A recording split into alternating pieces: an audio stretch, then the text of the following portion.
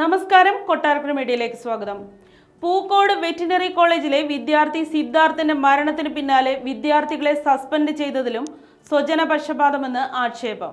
സർവകലാശാലയിലെ ഉന്നത സ്ഥാനമുള്ള സംഘടനാ നേതാവിന്റെ ബന്ധുവിനെ രക്ഷിക്കാൻ പട്ടികയിൽ തിരുത്തൽ വരുത്തിയെന്നാണ് ആരോപണം. സിദ്ധാർത്ഥനെ ആൾക്കൂട്ട വിചാരണ നടത്തിയ ഫെബ്രുവരി 16, സിദ്ധാർത്ഥൻ അവശനായി കിടന്ന 17, മരിച്ച നിലയിൽ കണ്ടെത്തിയ 18 തീയതികളിൽ ആൺകുട്ടികളുടെ ഹോസ്റ്റലിലുണ്ടായിരുന്ന വിദ്യാർത്ഥികൾക്കെല്ലാം ഒരാഴ്ച സസ്പെൻഷൻ നൽകിയിരുന്നു.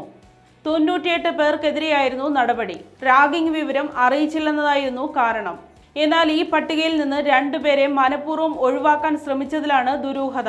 വെറ്റിനറി സർവകലാശാലയിൽ ഉന്നത പദവിയുള്ള സംഘടനാ നേതാവിന്റെ ബന്ധുവിനെ രക്ഷിക്കാൻ ഹോസ്റ്റൽ ചുമതലക്കാരനായ അസിസ്റ്റന്റ് വാർഡനെ കൊണ്ട് വിദ്യാർത്ഥികളുടെ പട്ടിക തിരുത്തിച്ചു എന്നതാണ് ആരോപണം.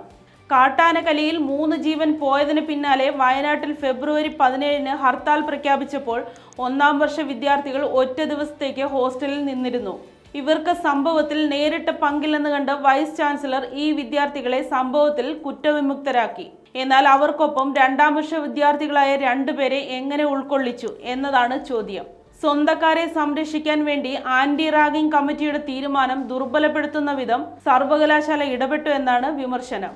ആരോപണം മുഖവിലേക്കെടുത്ത ഗവർണർ VC ശശീന്ദ്രനോട് എതിർപ്പ് അറിയിച്ചു. പിന്നാലെ കുറ്റവിമുക്തരാക്കിയ ഉത്തരവ് പിൻവലിച്ച് 33 വിദ്യാർത്ഥികളെ വീണ്ടും 7 ദിവസത്തേക്ക് സസ്പെൻഡ് ചെയ്യുകയായിരുന്നു.